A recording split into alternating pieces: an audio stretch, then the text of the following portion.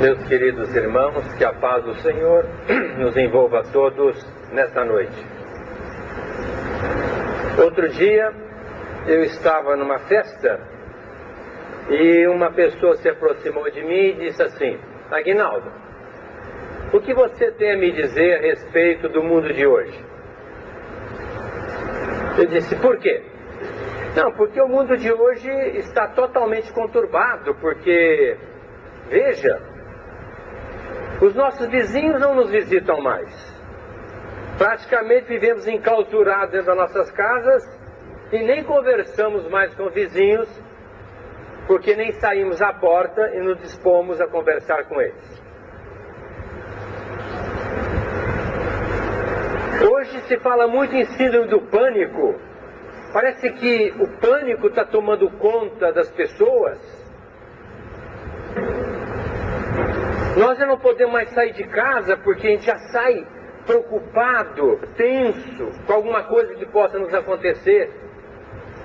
E ela foi desfilando tantas amarguras que às vezes nós nos defrontamos diante da vida, e eu fui devagarzinho fazendo algumas elucubrações mentais para que eu pudesse pelo menos amenizar aquela preocupação tão grande que certamente estava destruindo o psiquismo daquela mulher. No final, quando ela terminou, disse assim: olha, sabe qual é o grande problema do mundo? É que ainda as pessoas não entenderam o maior mandamento da lei, que é amar a Deus sobre todas as coisas e o próximo como a nós mesmos. O dia que as criaturas entenderem que o amor é a tônica da nossa libertação, certamente estaremos livres de todas essas mazelas que você acaba de desfilar para mim agora, nesse exato momento. Quando nós falamos em amor, essa proposta do Cristo é realmente o único elemento que nos liberta de qualquer problemática existente no mundo. E quando Jesus nos chama a atenção, Ele pede que nós amemos a Deus acima de tudo. Acima de tudo. Mas o próximo, como nós nos amamos. E aí é que mora realmente a grande problemática humana. As pessoas não se amam. As pessoas verdadeiramente não se amam. A autoestima, por exemplo, é uma demonstração fidedigna de amor por si mesmo. E são poucas as pessoas que têm autoestima. Autoestima significa valorização de si mesmo, compreensão de si mesmo.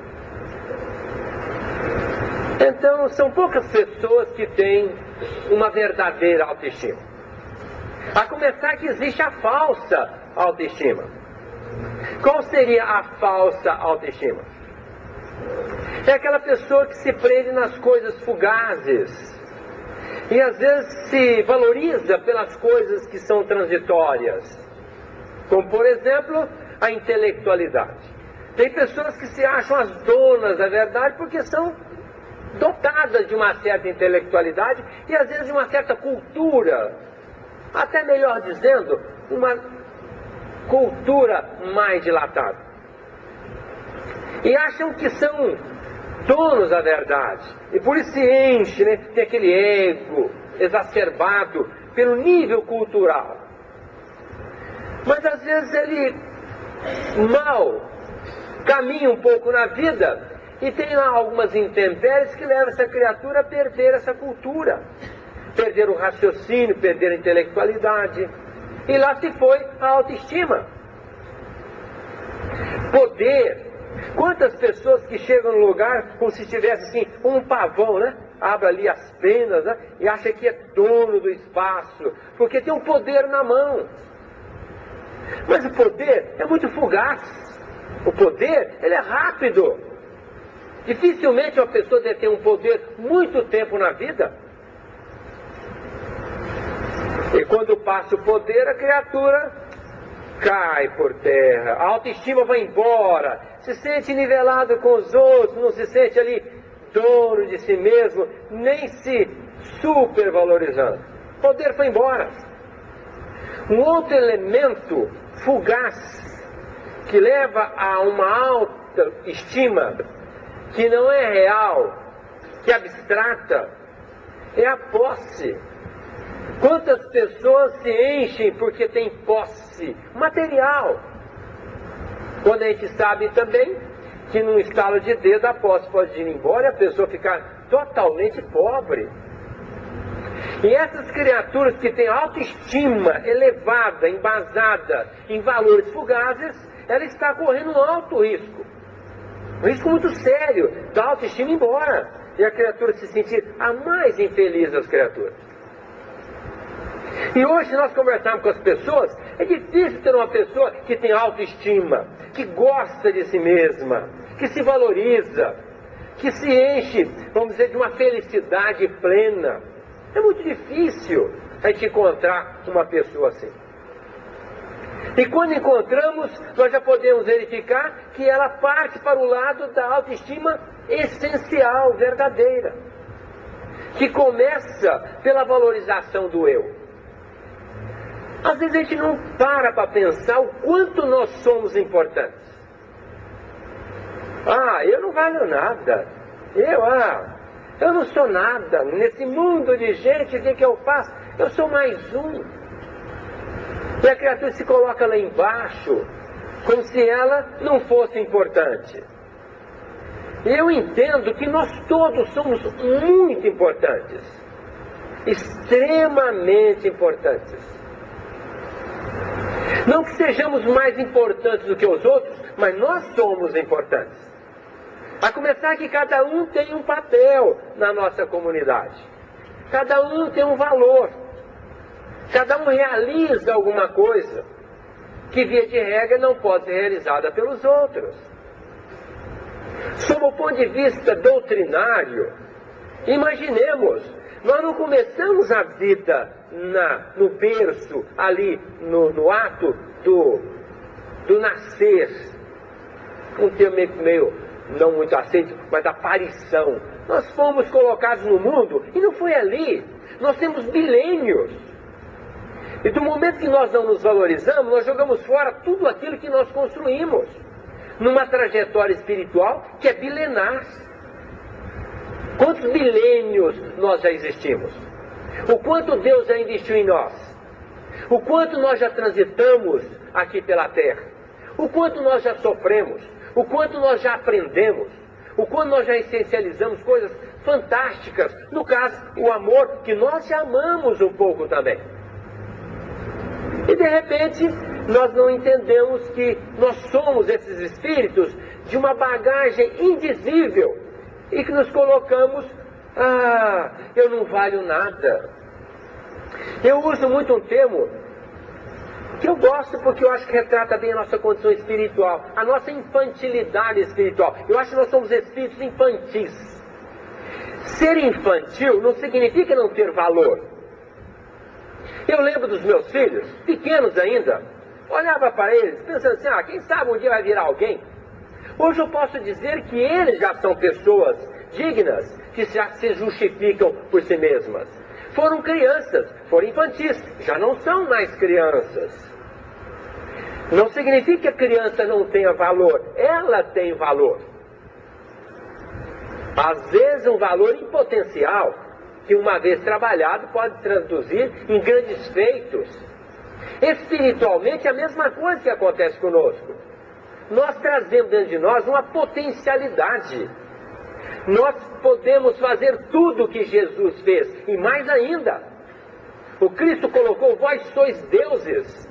E de repente nós olhamos para eu não valho nada, eu não significo nada, eu sou um João Ninguém, como se fala, né? João Ninguém, como? Nós somos muito importantes. Se não somos tão importantes para os outros, somos importantes para nós. E na hora de contarmos com alguém para resolver a nossa problemática, nós temos que contar conosco mesmos. Então, como é importante a valorização do eu. Aí a pessoa pode, a partir daí, já se colocar na condição de um ser humano. Porque, na verdade, nós somos pessoas que temos que entender que na condição de um ser humano, nós temos as nossas limitações. Nós temos algumas falhas, nós temos algumas dificuldades. E por isso nós temos que entender que também não somos perfeitos. Nem devemos nos colocar na condição de um egocêntrico. Eu sou o centro do universo. Ou eu sou o centro do ambiente. Ou eu sou o centro da comunidade. Não. Mesmo porque não somos. Nós somos apenas uma faceta daquela comunidade. Somos humanos. Temos bondade. Nós temos crenças. Nós temos fé. Portanto, nós somos criaturas importantes. Às vezes a pessoa diz, mas eu sou muito maldoso ainda. Quem que não pratica maldade? Todos nós praticamos, embora não sejamos criaturas más. O que é diferente? Maldade nós praticamos sempre, mas nem sempre somos maldosos. Mesmo porque às vezes nós teríamos sensibilidade sem nos apercebermos que é uma maldade, e nem sempre somos maldosos a ponto de querermos isso. Erramos, muitas vezes. Lógico que erramos. Por isso nós devemos nos aceitar exatamente como nós somos. Infeliz daquela criatura que não se aceita. A autoestima começa pela aceitação de si mesmo. Como é importante nós nos aceitarmos, como nós somos. Tem pessoas que dizem, eu não me aceito porque eu sou muito perfeccionista. Que bom que você é perfeccionista. Pelo menos você é uma pessoa que faz a coisa acontecer e da melhor maneira possível. Aí você, eu não gosto de mim porque sempre as pessoas me fazem de trouxa, me fazem de bobo. Sim, mas porque você é uma pessoa boa. Você procura sempre estar atendendo as criaturas. E às vezes até é passado como bobo. Então você veja que não é fácil nós apenas termos o valor. Tem lado negativo também. Mas é muito importante que nós nos aceitemos como nós somos. Nós temos ainda emoções às vezes funestas, e nós não somos donos da emoção. Não. A emoção ela chega e às vezes toma conta de nós. Nós somos donos dos nossos comportamentos, mas a emoção não. Às vezes a gente fica com raiva. E quem é que não tem raiva? Nós todos temos. Temos raivas. E devemos até dizer, não, eu estou com raiva. Mas logo em seguida vamos trabalhar o nosso comportamento em cima dessa raiva. Porque ela existe. E se nós, eu não posso ter raiva. Não, de jeito nenhum, eu não posso ter raiva. No final vai segurando tanto que acaba tendo ódio, que é muito pior. Todo mundo tem raiva. Só que depois vai trabalhar a raiva e deixando para lá, contemporizando. É muito importante nós trabalharmos os nossos comportamentos. Quantas vezes nós não temos tristeza? Tristeza toma conta. E às vezes nem sabe por quê. Estou tão triste hoje e nem sabe. Mas eu não posso ser triste de jeito nenhum, não posso ter tristeza, eu tenho que ser sempre alegre. Lógico, vamos procurar vencer aquela tristeza, buscando alguma coisa, mudando nosso comportamento, para que aquilo não seja eternizado dentro de nós. Vamos buscar sorrir, conversar com uma pessoa amiga, às vezes fazer uma anedotazinha, brincar com alguém, descontrair, para que aquela tristeza vá embora. É o comportamento que a gente tem que estar sempre melhorando dentro de nós. Porque senão a gente vai ficar nós vamos ficar decepcionados conosco mesmo por termos ainda alguns sentimentos infelizes. E temos, aliás, temos muitos sentimentos infelizes, temos muitas emoções infelizes que devem ser trabalhadas na trajetória do tempo. Por exemplo, a terapia é um grande elemento para trabalharmos essas emoções. Não que o terapeuta vai chegar e vai nos mudar. Não, vou moldar você. Daqui para frente você vai ser assim, do jeito que eu quero. Não é assim. Muitas das vezes a terapia nos oferta ferramentas, recursos para que a gente possa trabalhar na nossa vida essas emoções, melhorando os nossos comportamentos. Se um dia eu der um martelo para um de vocês vão levar o martelo para casa. Se tiver que pregar um quadro na parede, Você pode estar certo que o martelo vai ser útil. Duro é pregar o prego com o dedo. Não vai conseguir. Mas se tiver um martelo, já vai ficar fácil. Levar um cortadorzinho de grama. Cortar grama com faca é muito difícil. Mas se levar um cortador, já fica fácil. E são instrumentos que nós vamos ganhando, vamos guardando e vamos utilizando no momento aprazado. Então a terapia funciona mais ou menos assim. Nós vamos discutindo com o nosso terapeuta. Ele vai passando para nós alguns subsídios, vai nos levando a reflexionar, a analisar uma situação. De repente nós depreendemos ali uma atitude que devemos tomar, modificamos alguns comportamentos e a nossa vida melhora. Então a terapia é muito importante para nós. É pena que às vezes nem sempre tenhamos condição para fazermos uma terapia. Mas hoje, no meu ponto de vista, o maior terapeuta que existe chama-se Jesus, o Cristo de Deus. Ele tem milhões de ferramentas para nós trabalharmos os nossos comportamentos. Muitos instrumentos. Basta que nós estudemos o Evangelho do Cristo, a ponto de ele colocar: eu sou a verdade, e ela vos libertará. Como é importante nós conhecermos o Evangelho do Cristo e tentarmos colocá-lo em nossa vida. Ah, mas é muito difícil viver o Evangelho de Jesus. Sim, lógico que é difícil, mas não é impossível. Vamos começar devagarzinho. As nossas transformações não acontecem do dia para a noite. É necessário muito trabalho, muita dedicação, às vezes até sofrimento. Dedicação quase que exclusiva no sentido da nossa transformação. Porque a única razão da nossa estada na Terra é a nossa melhoria interior. É a melhoria do nosso intelecto e do nosso sentimento. E o Cristo é pródigo em recursos, em instrumentos, para que possamos utilizá-los a nosso benefício para nos transformarmos interiormente. O Evangelho do Cristo talvez seja o livro menos lido no mundo, quando na verdade deveria ser o livro mais lido no mundo. Às vezes sem crítica direta, mas muitas das pessoas vivem na Bíblia, estudam a Bíblia de ponta a ponta, mas ficam no Velho Testamento. Tem o seu lado importante, lógico que tem, mas deixa de estudar o Evangelho do Cristo, o Novo Testamento, onde tem as fontes mais cristalinas, para podermos resolver a nossa problemática de relação conosco e com as criaturas. Então, como é importante nós termos uma autoestima elevada. Eu me acho importante.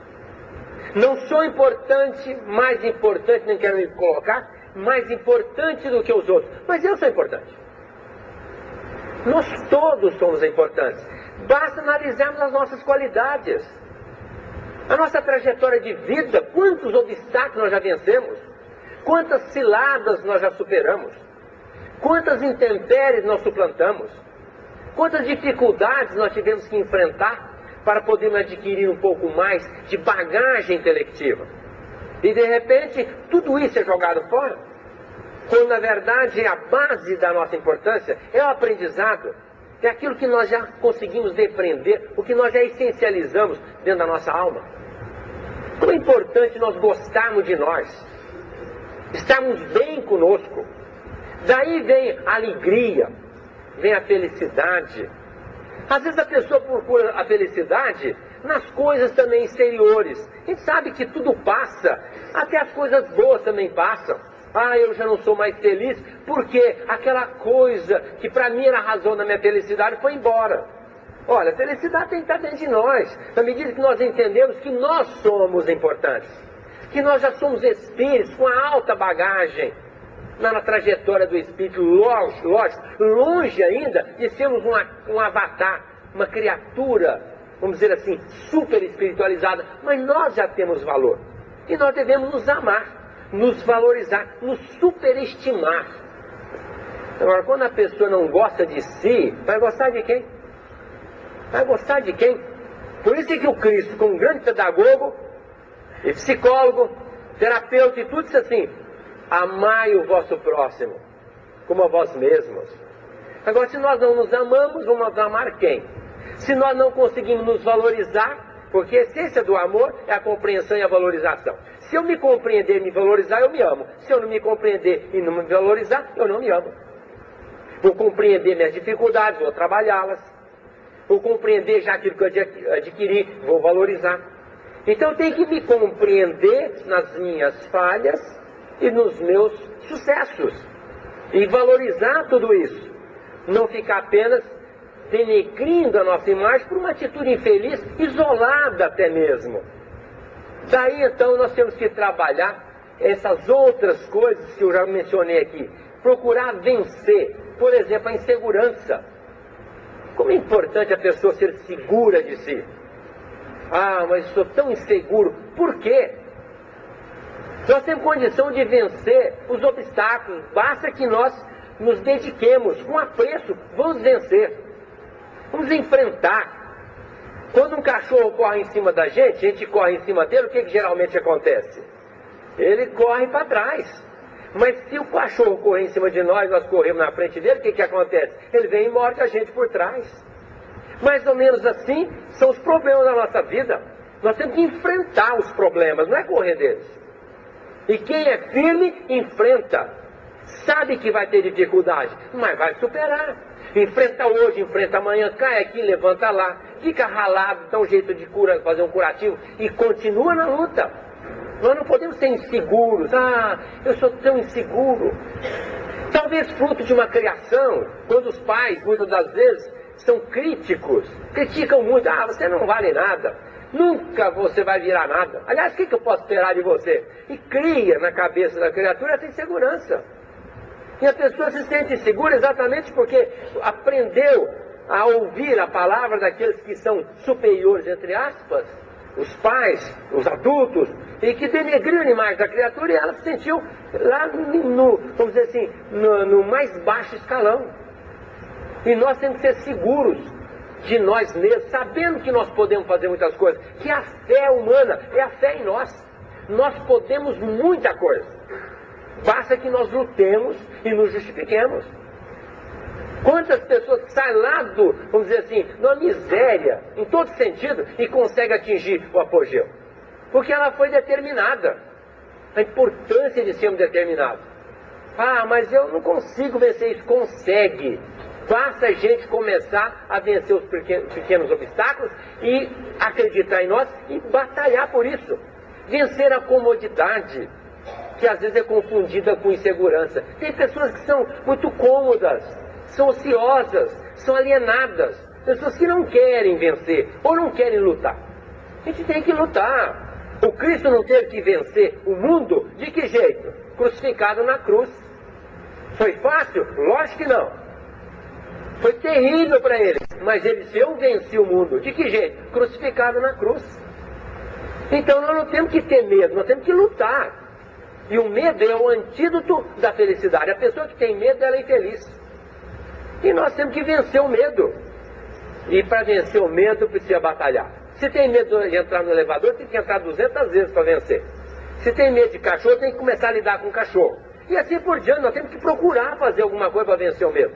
Senão vai ficar sempre alimentando aquele medo e não vai sair daquele pedestal.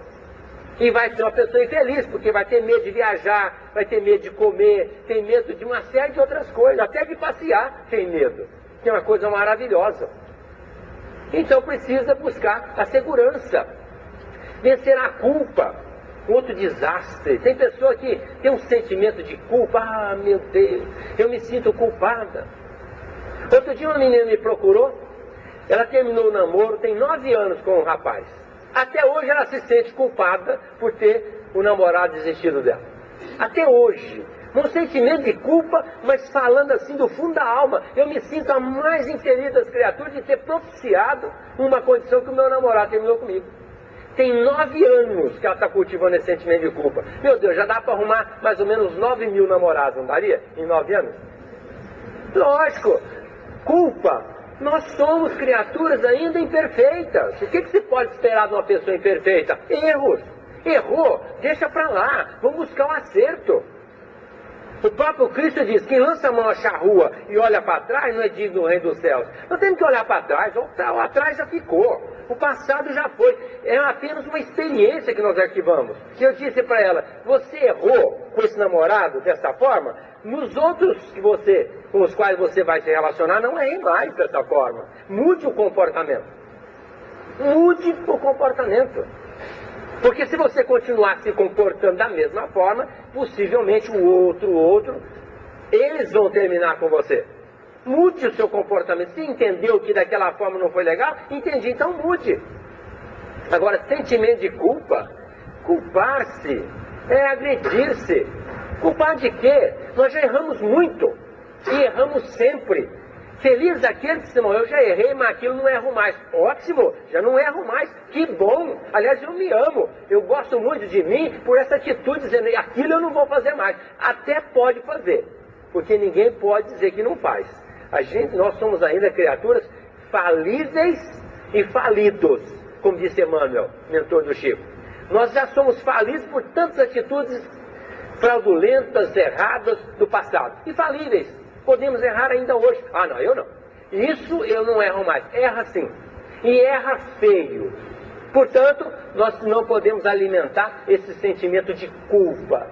Ele é terrível. Ele arrebenta a pessoa no meio. Errou? Tudo bem. Procura não errar mais. Procura o acerto. Deixa para lá o erro. Não adianta, já foi. Não volta. Aprendeu? Sim. Então procura acertar daqui para frente. Agora, quando a gente fica alimentando aquele sentimento de culpa, aquilo vai minando as nossas forças. E vai acabando por desencadear, às vezes, processos depressivos. Às vezes a pessoa fica, vamos dizer, com a autoestima lá embaixo. E a pessoa com a autoestima lá embaixo, ela está fadada ao insucesso. Em todos os sentidos. Sob o ponto de vista material e espiritual. Então, sentimento de culpa? Não. Arrependimento, sim. Ou seja, procurei analisar, não foi legal, não vou fazer mais. Ótimo, mas agora ficar com sentimento de culpa? Seria até prudente nós termos sentimento de culpa se nós formos perfeitos. Se nós fôssemos perfeitos. Não, eu sou perfeito. Não podia ter errado. Assim, o perfeito não pode errar. Mas nós não somos perfeitos. Nós somos ainda criaturas passíveis de erros constantes. Temos condição de errar quase sempre. Agora, buscar errar menos e acertar mais. E não alimentar sentimento de culpa. Procurar vencer a ansiedade. A pessoa muito ansiosa, ela não gosta de si mesma. Ela transpira, ela seca a boca, ela tem o coração disparado, ela sente insegurança, ela não se sente bem no lugar que está, ela não consegue se projetar naquilo que está fazendo, ela está vivendo um outro momento, vivendo um momento futuro, e às vezes até se projeta com as suas ilusões, tem ilusão de alguma coisa que virá no porvir, ilusão de algumas coisas que possam acontecer. Eu acho que nós temos que viver o dia de hoje. A pessoa que vive o dia de hoje, ela não é ansiosa. A recomendação é do Cristo. Aliás, era um poeta, né? Não vos torneis ansiosos pelo dia de amanhã.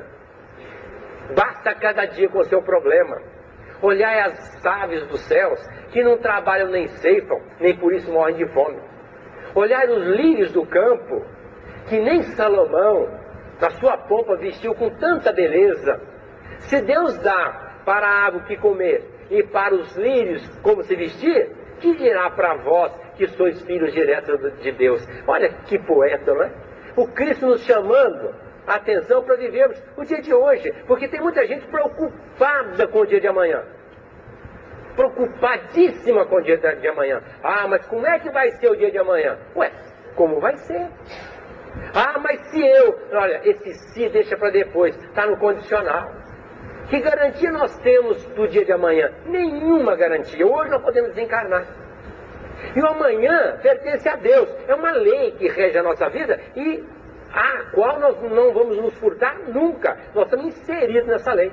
Ou seja, se fizermos bem hoje, sempre hoje, o amanhã será ótimo.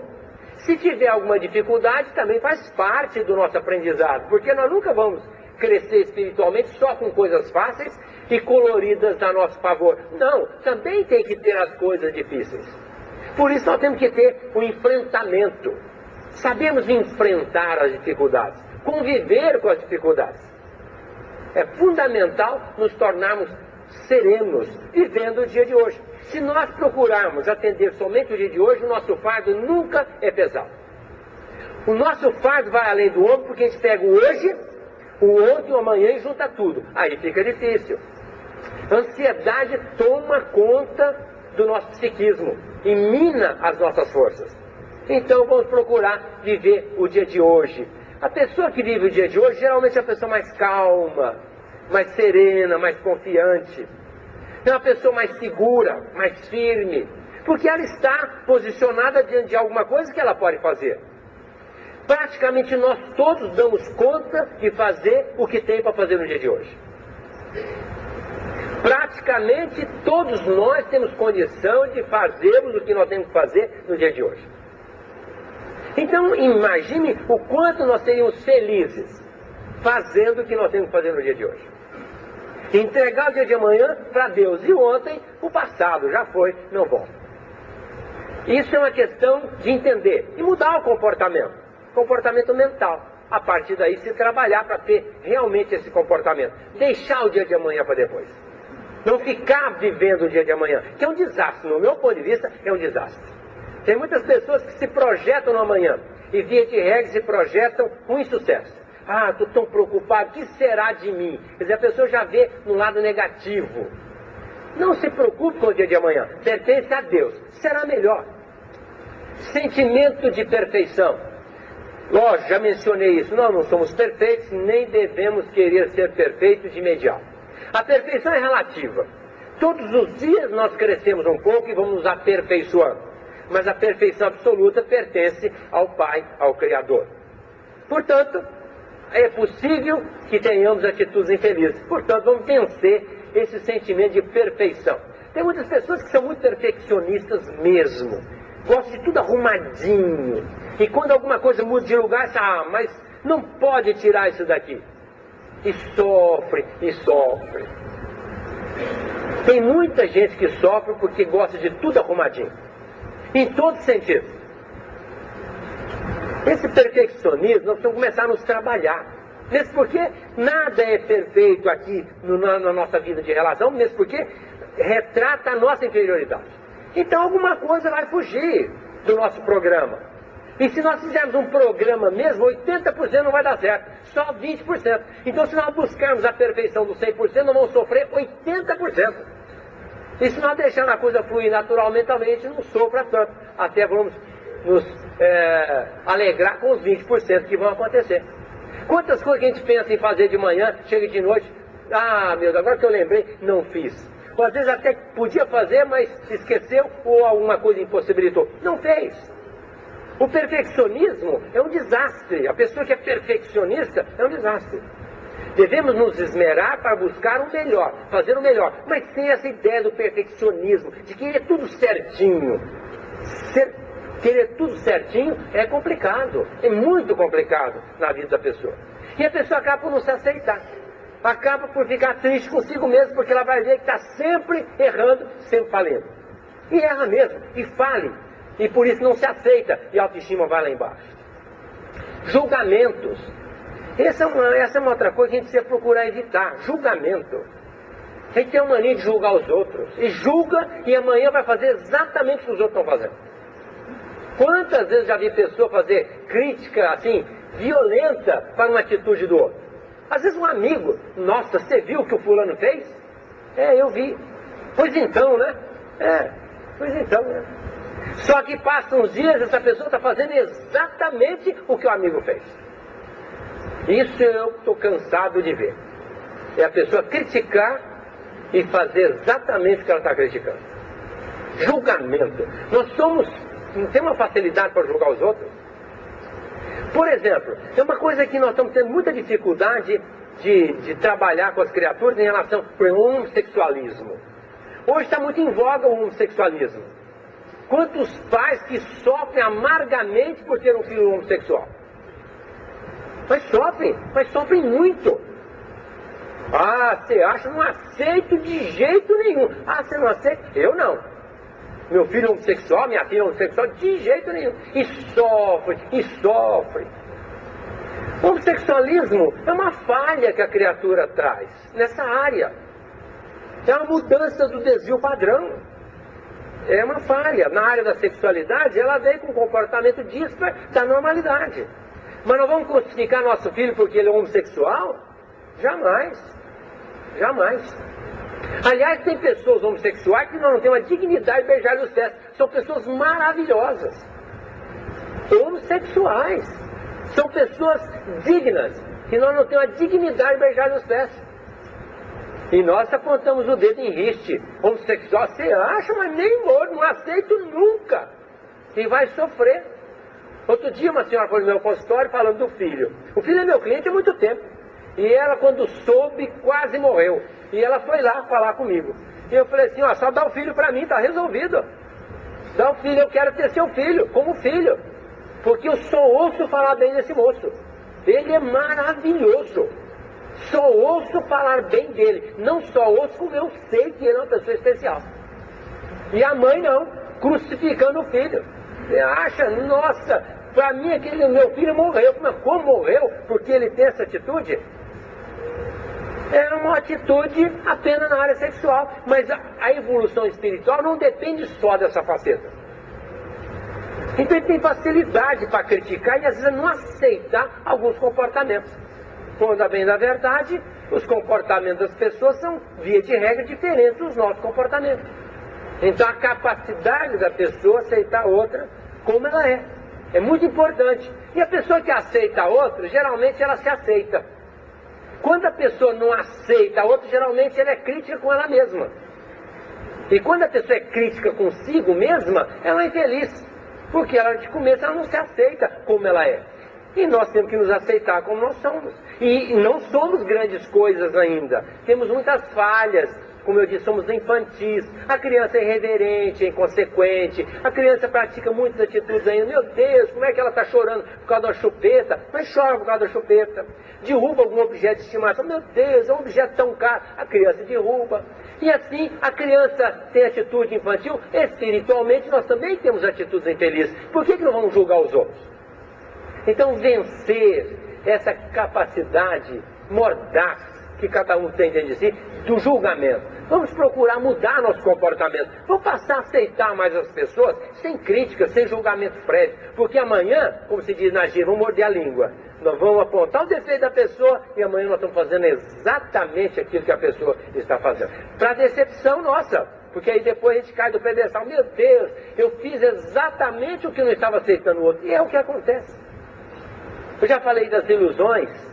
Vamos falar das defesas em relação à dor. Às vezes tem pessoas, Deus, nossa, não fala em dor comigo.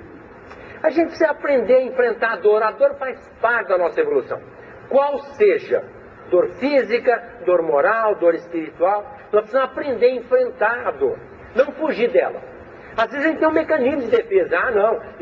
E acaba mentindo para si mesmo, acaba arrumando alguns subterfúgios, acaba se enclausurando, criando uma carapaça para se esconder até da comunidade, para não ter que enfrentar a dor.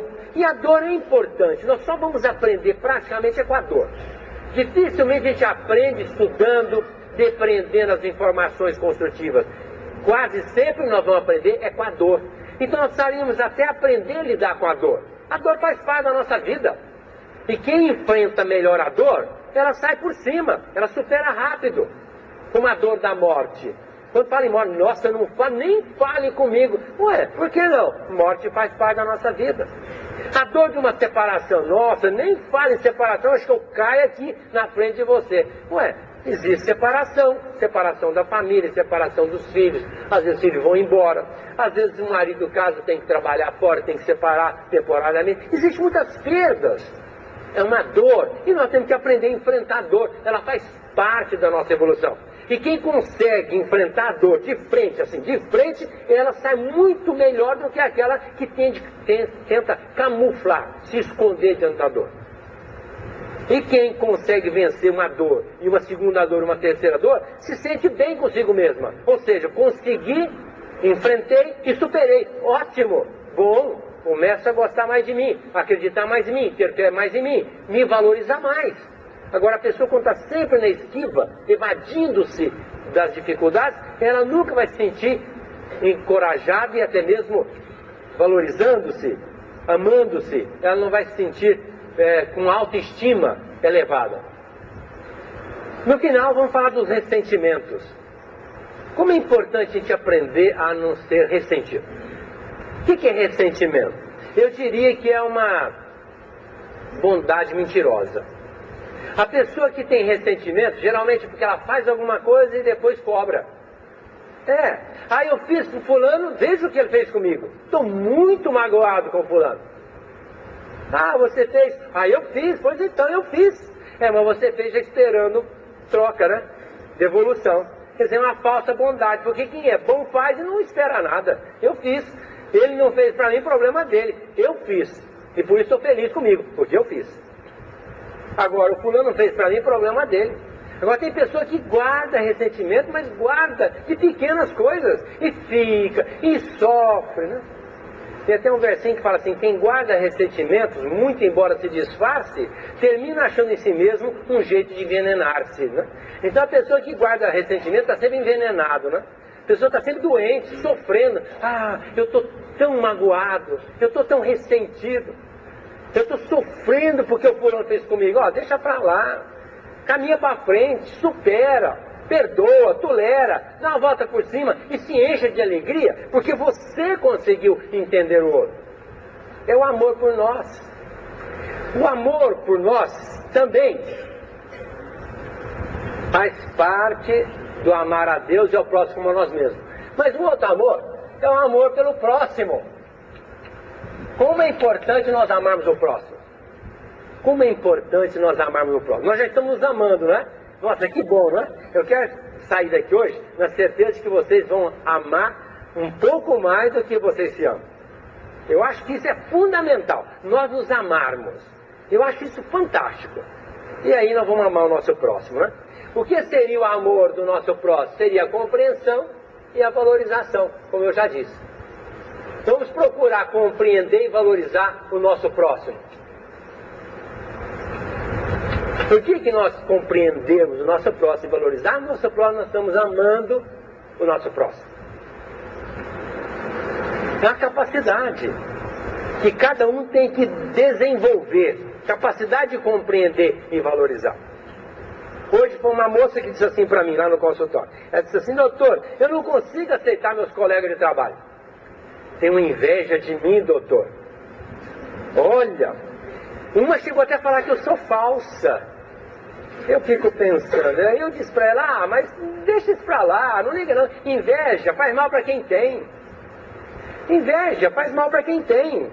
Nem dê bola para isso, porque se você, ela tem inveja de mim, veja, ela tem inveja, olha, eu morro de ódio dela porque ela tem inveja de mim. Já começou a complicar. Aí baixa o nível, fica nivelado. E o poder mental é uma coisa complicada. Porque quando a gente melhora a vibração, a gente vive em faixas vibratórias. Avião a jato não tromba com teco-teco. Avião a jato está 10 mil pés, teco-teco está 1000 pés. Então, se alguém está num sentimento infeliz, quer dizer, numa vibração baixa, nós não temos que preocupar com essa criatura. Vamos melhorar a nossa vibração. Vamos orar por ela. Vamos falar bem dela. Vamos presenteá-la. Vamos ajudá-la quando ela precisar de nós. Olha, nós elevamos nossa vibração. A inveja dela, fez mal para ela, para nós não. Então, nós não temos que nos preocupar com essas pessoas que são ainda infelizes. Pelo contrário, disse o Cristo: amai o inimigo, fazei o bem pelos que vos odeiam e vos perseguem, orai pelos que vos caluniam, e bendizei os que vos maldizem. Olha o que o Cristo colocou. Com isso, nossa vibração, avião a jato. Ninguém nos atinge mais. Mas a gente vê ódio, fazer o mal para aquele que nos fez mal, criticar aquele que nos critica, maldizer os que nos maldizem, e não orar por aqueles que nos caluniam. Você imagina, me caluniou, se eu ainda vou orar por ele, mas nem pense, eu quero que ele vá para o inferno mesmo. Quer dizer, onde está a nossa vibração? Desceu, e aí é que mora o perigo. Porque quando a gente nivela com a criatura, o poder mental prevalece. Quem tem mais poder mental vai vencer. E um poder mental negativo pode nos arrebentar. Então, a resposta para isso é do Cristo. Vigiai e orai, para não cair, diz, em tentação. Olha, vigiai, pensai alto, falai muito bem das criaturas, fazei o bem. Ótimo, a vibração foi lá em cima, não tem nenhum problema. Ainda ora e pede ajuda quando a coisa está meio difícil. Então nós nos elevamos. É o amor ao próximo. Uma das pessoas que mais me marcou na vida, em termos de amor ao próximo, foi Maria de Magdala. Maria de Magdala foi uma pessoa ímpar, bonita, jovem, prostituta de luxo, obsediada, e de repente, insatisfeita com a situação, resolve procurar Jesus. Procurar Jesus. Aquela vida não era a vida que ela queria. Tinha dinheiro, tinha fama, porque ela era muito famosa, como uma mulher muito buscada, desejada por toda Roma. Os senhores de Roma frequentavam a sua casa. Bastava estar lá dentro, aqueles homens estariam nos seus pés. Tinha tudo. Ela não estava satisfeita com nada. A sua autoestima estava lá embaixo. Lá embaixo. Ela não estava feliz com ela. E tinha tudo, em termos materiais.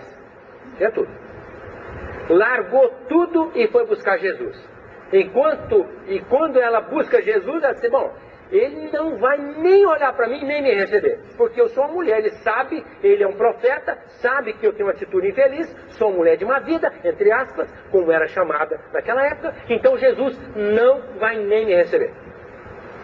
E quando ela chega perto do Cristo e fala exatamente que não era digna de estar à sua presença, o que é que Jesus diz para ela?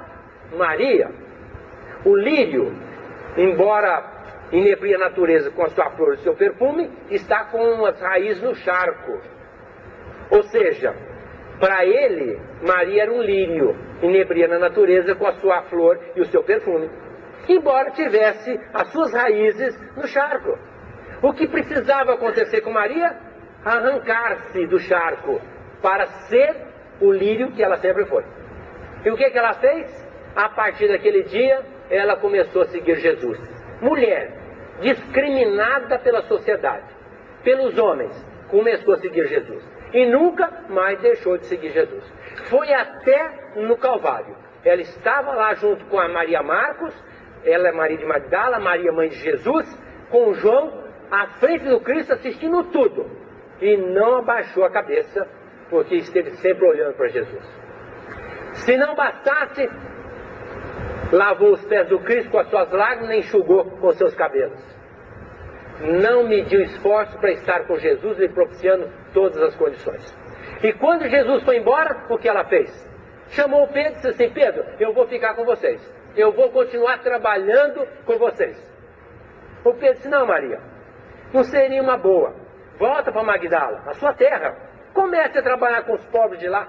Uma vez que nós não temos condição de ir para lá, vá você. Vá atender os seus pobres. E ela, nenhum problema, foi para Magdala. Sabe o que é voltar na nossa terra?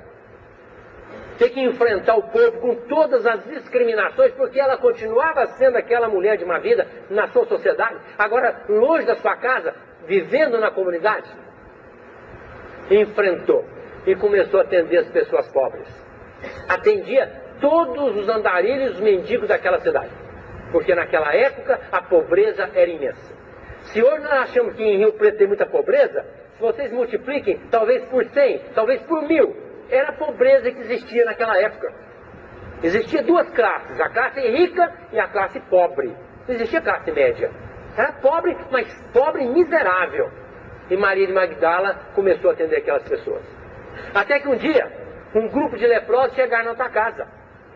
E a Ruth, que era até então era sua empregada, mas depois passou a ser sua amiga, ela disse, Maria, não podemos atender esse grupo, são leprosos, Maria. Eu disse, mas como?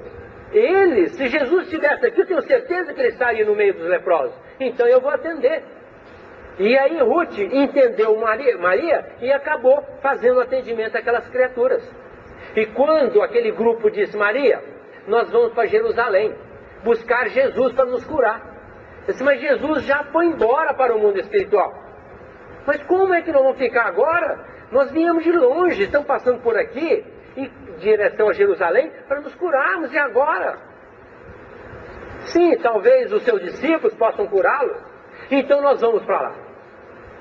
Aí então ela pensou, bom, mas esses homens chegando lá, sozinhos, será que os discípulos vão atendê-los? Eu vou junto. Maria foi com um grupo de leprosos para Jerusalém. Chegando lá, procura a casa do caminho. Quem recebeu Maria? Tiago. E ela disse assim, Tiago, eu trouxe um grupo de leprosos para vocês atenderem. Maria, nem pense aqui, nós não podemos atendê-los. Mas como, Tiago? A casa do caminho não vai atendê-los? Não, Maria, nós não podemos atendê-los. Ela pensou, meu Deus, é discípulo de Jesus e não vai atendê-los? Sim, Maria, nós não vamos atendê-los. Aí ela falou com Pedro, Pedro, e agora, o que eu faço? Bom, Maria, aqui em Jerusalém tem o Vale dos Leprosos. Quem sabe você pode levá-los para lá e cuidar deles lá. Cuide deles lá no Vale dos Leprosos. Maria, o que ela fez? Foi com todos os leprosos para o Vale dos Leprosos em Jerusalém. E nunca mais saiu de lá. Só saiu quando no final da sua vida ela estava com lepra. E pediu a um amigo que a levasse para morrer nos braços da mãe de Jesus. E foi para Éfeso e acabou desencarnando nas mãos da mãe de Jesus. E quem a recebeu no plano espiritual? Tão logo ela fechou os olhos da carne e abriu os olhos da alma, Jesus estava do outro lado esperando por ela. Então eu fico pensando, existe uma pessoa que teve mais amor ao próximo que Maria de Magdala? Eu acredito que não. No momento que ela entendeu Jesus, ela abriu mão de tudo que ela tinha de bom, entre aspas, no aspecto da materialidade, e foi trabalhar pelos leprosos, sabendo que seria leprosa no porvir, mas certamente libertou-se de vez, a sua autoestima elevada por ter servido Jesus. E agora, amor a nós, amor ao próximo, o que sobrou? Amor a Deus. O amor a Deus. O que é que nós temos feito para retratar o nosso amor a Deus? Nós falamos muito de amor a Deus. Ah, eu amo Deus. Mas o que é que nós temos feito para retratar o nosso amor a Deus? Nós temos tantas coisas propiciadas pelo Criador. Seria impossível querermos declinar tudo aquilo que Deus colocou a nosso favor. Qual o momento que de sã consciência nós dissemos ao Pai, o que é que o Senhor quer de mim? Para eu lhe provar que eu verdadeiramente o amo. Pois quando isso acontecer, eu tenho certeza que nós estaremos justificando a nossa estada na terra. Amando verdadeiramente a nós, amando o nosso próximo e amando a Deus. Trabalhando pela sua causa. Porque Deus constrói o orbe, constrói a nossa comunidade, constrói tudo em cima de nós. E nós somos peças fundamentais, instrumentos fantásticos na mão de Deus. Por isso, nós precisamos melhorar muito as nossas atitudes. E, por consequência, melhorar a nossa autoestima. Muita paz.